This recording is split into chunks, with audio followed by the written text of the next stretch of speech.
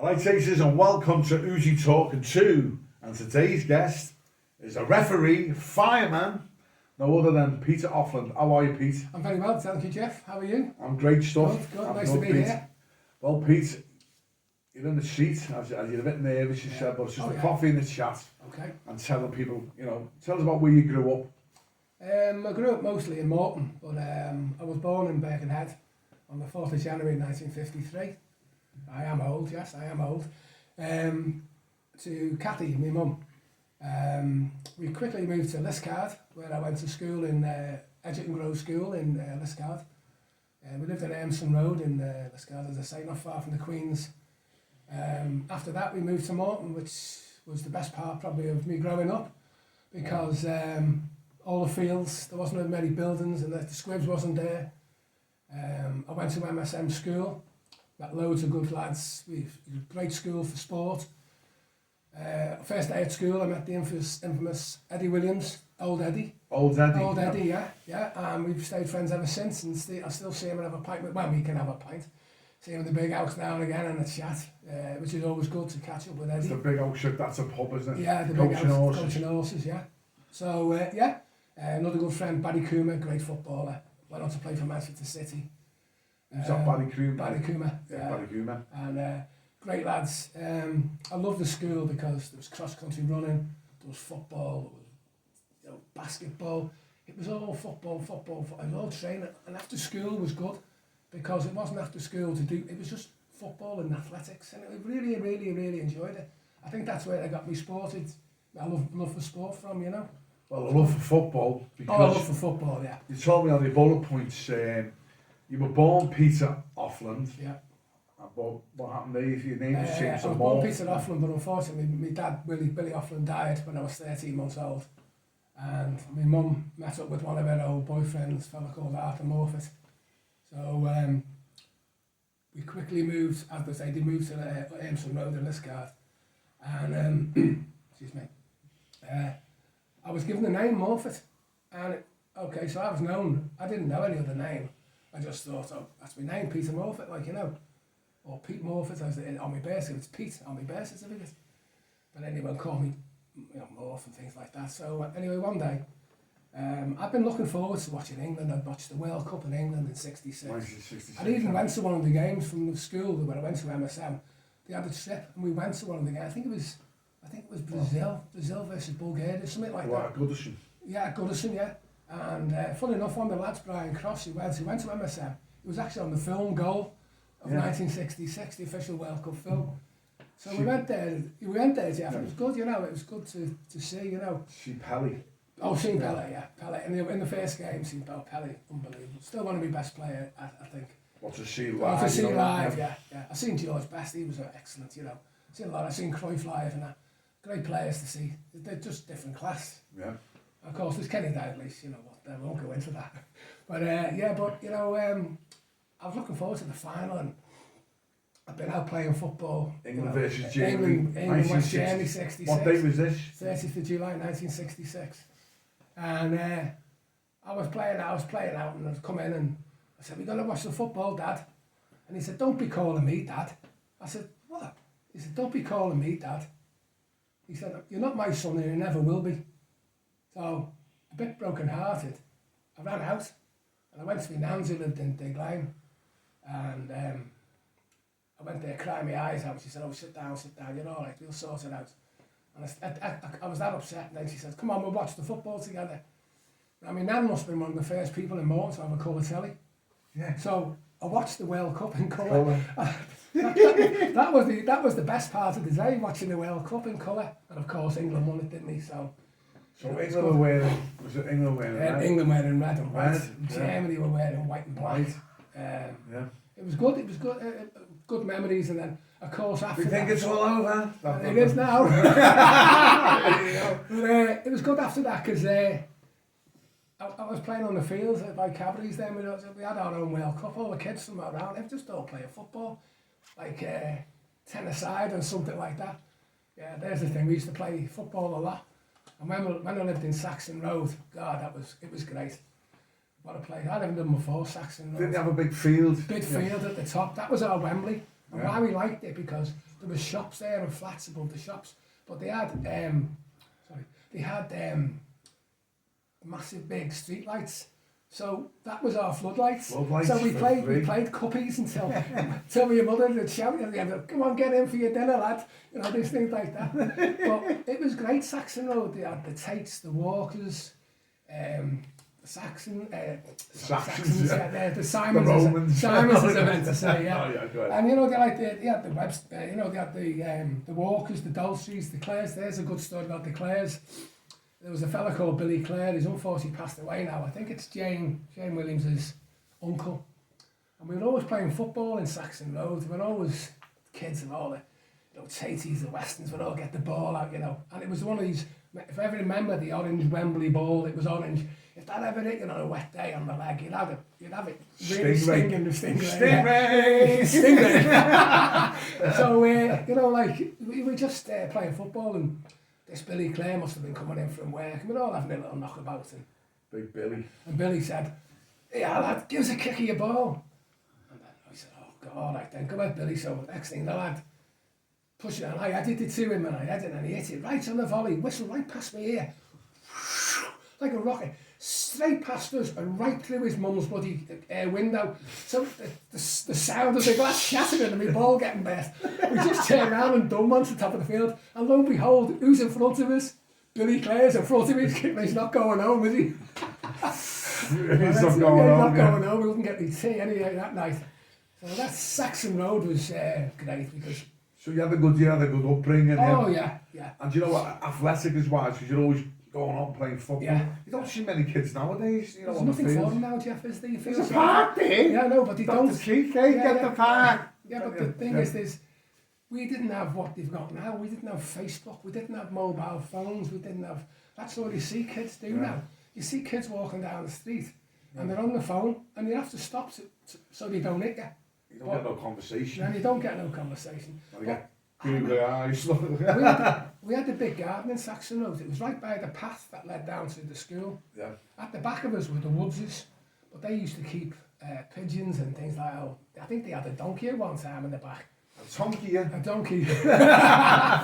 But our garden was massive, so on bonfire night, we had a bomber in the back, and it was great, and all the people from the street would come round, and there'd be cases of pale ale or brown ale or whatever it was, and they were just sitting there around the bonfire, and jacket potatoes were getting thrown Just out. quickly going back to the World Cup, Yeah. 1966, yeah. Can you remember the celebrations, and was it, in England and stuff, was there olden parties and stuff? Oh yeah, I believe in Saxon Road, they were out that night, I believe. I wasn't there, I didn't go, because I was at my nan's, but there was a big celebration in Morton. Yeah, there was all sorts going on. Buntings out and everything.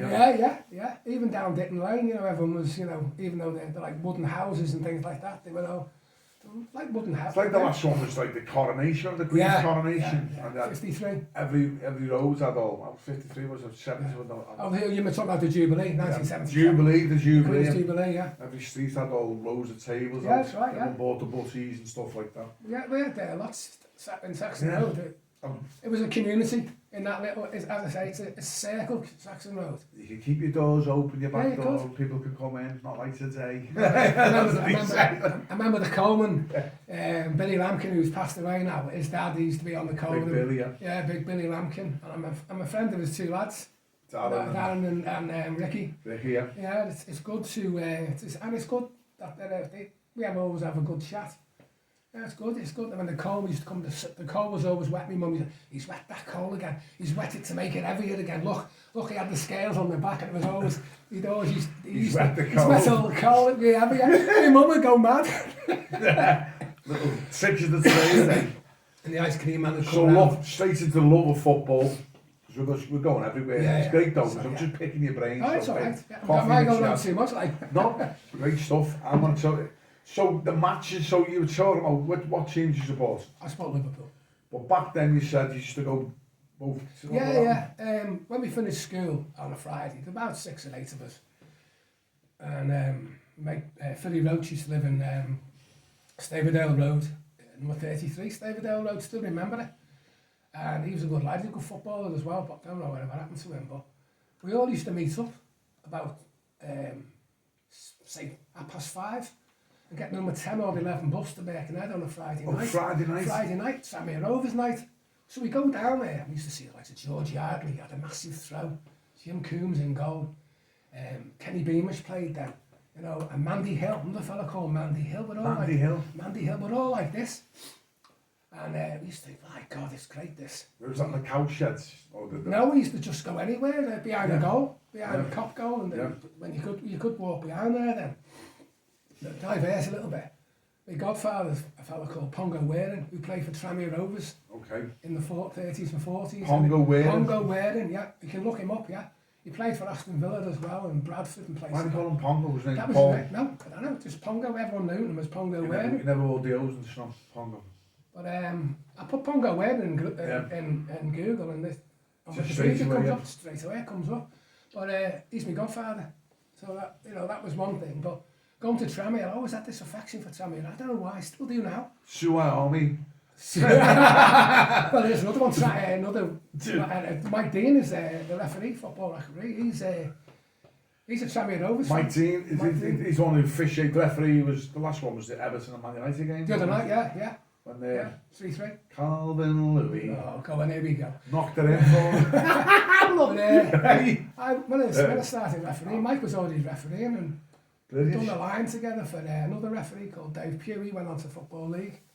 And, you know, so you looked up to him, but let's get back to your football career, because I mean, look, your partner, you know, you won the National Cup, didn't you? Yeah, that was with the fire service. So you joined the fire service? Joined the fire service in January 1975. Loved every minute of it.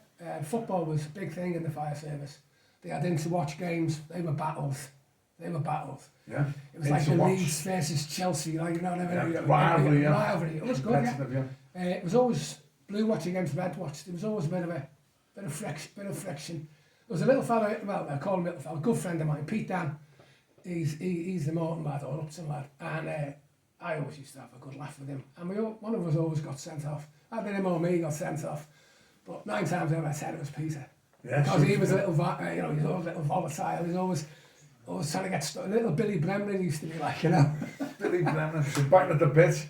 So obviously you go to the boys' pound, Everton, Liverpool, then, you know, this is going to grow up. On a Saturday we used to get the bus and boats. Yeah. And then you go and get a pie when you're on your way home, and they say, can I have some gravy, love? And the gravy was the same as the oxtail soup. They just poured it just over soup. Just poured it over your meat and potato pie, and that was it. So that was on the Saturday. So you go to Tranmere on a Friday. Yeah. Saturday you go to the game. Liverpool or Everton. Depends. So when did you think, as you said, well, I'm having an Evertonian or Liverpool? Then when did that phase out? I think when about 14, 15, and we went to Boys' Pen. I went to see Everton. Leeds had just come into the first division, so it must have been 1965. So I must have been about 15, and it was one of the worst games I've ever seen. And the game was abandoned. I always remember it. Bobby Collins was playing for Leeds, and he used to play for Everton, and they were kicking the hell out of the Everton players. I remember Sandy Brown getting a massive gash on his leg, and I'm thinking, wow, what's going on here? This isn't football as we live. There's the story of Dirty Leeds. The game was abandoned for 15 minutes. And they come back on, and Leeds won 1-0. Oh, God, got outside the ground. Never seen nothing like it. Never seen scrapping anything like that in my life. I was just with the football who Yeah, because Leeds were kicking off. But them Yorkshiremen, eh? It's like everything else. Scouse people or Liverpool people are pretty placid, I think, until someone does something, then you'll get the wrath of it, you know what I mean? And I thought, I think I'll go to Liverpool. Yeah. And I started watching Liverpool, and it was great. What team? So what was you watching? Was when you were young? Was it Bill Shankly was the manager, or? Yeah, Bill Shankly was the manager. The first game I ever went to was Liverpool played Swansea. I think it was Liverpool played Swansea in the FA Cup. They lost 2-1 to Swansea. Ronnie Moran missed a penalty in the last minute. Like, so I remember that. Yeah, I remember that. I went, they got beat. You know, one of my first games, I went home and I said to them, they got beat, and I was all upset with myself. Yeah, but it was good to go, and I've been to a lot of grounds. I've been to most grounds in the football league. Okay. So you used to go away, did you? I went away, yeah. I followed them, yeah. Who's your favourite ground, you think? funny enough, I love Goodison Park. Yeah. I don't know what it was. I thought Goodison Park had more about it than anything else. I think Goodison Park was more like a homely ground. Where you go to Manchester United or Arsenal, it's just Hostile, isn't it? yeah, not the hostileness. It didn't look like a football ground to me. Meant, and I liked going down to I like going to West Bromwich Albion. I like the Hawthorns, the Baggies, yeah. I met Len Cantello once. Cyril Regis. Met Cyril Regis, met Laurie Cunningham. I met a lad called Tommy Ellis in Magaluf in 1977, and he worked for West Bromwich Albion. So come down and when we play Liverpool, so we did. So he got me into the players' lounge after the game. He was a chef for West Brom. Just got you in, yeah. He just got me in. Yeah, get in there, sit over there, just say nothing and say nothing, just sit there. I can't say nothing with enough people there, supporters, enough supporters, players that you're never going to speak to again. And it was good. Privilege to be there. Privilege to be in there, yeah. It was good. Star-shocked all these players. Yeah, it's like good as when I lined it. Thanks to Jerry Jones from Morton. Unfortunately, he's passed away now. Jerry Jones, lovely man. Referee. Ex-referee, yeah. Headmaster as well. Headmaster, that's right, schools. And he got me into doing national schoolboy games, and it was great. You know, he got me into things I thought I'd never ever do. I've done a few on the line, and then I was just refereeing. And he got me in the middle. Some of the games, it was good. Yeah. And that's where a lot of it comes from. I get excited when I talk about it sometimes. You know, like I never speak about it to anyone. There's so much, because we'll delve into some instance in it. I just want to clarify, you know, going back to where we were with the football, we thought most. Do you see the difference today with rivalry fans? You know what you were saying? Yeah, especially Liverpool and Everton. Yeah, Everton and Liverpool fans can used to go and mix brothers. Now, you know, you're looking at all social media, there's death threats. Death threats and all sorts. Death threats. Remember going down in '86, the '86 FA Cup final, and on that train going down, it was such fun. Yeah. Loads of beers, reds and blues. Have you got a ticket? No. I've got a ticket, but it's in the Liverpool end. And they, we'll swap you out and buy it off you, and you look after each other, but not now. I seen last derby match I went to, the massive big scrap in the middle of Stanley Park. That's the last match, yeah. Yeah, I don't know. And you don't. It's not nice. You go there, go to watch a game of football. You don't go there. If you want to go and watch boxing, go to the stadium or something like that. That's what I say. That's what you say. Listen. Yeah. So okay then, stand by for part 2 on Peter's fire brigade career. Thank you.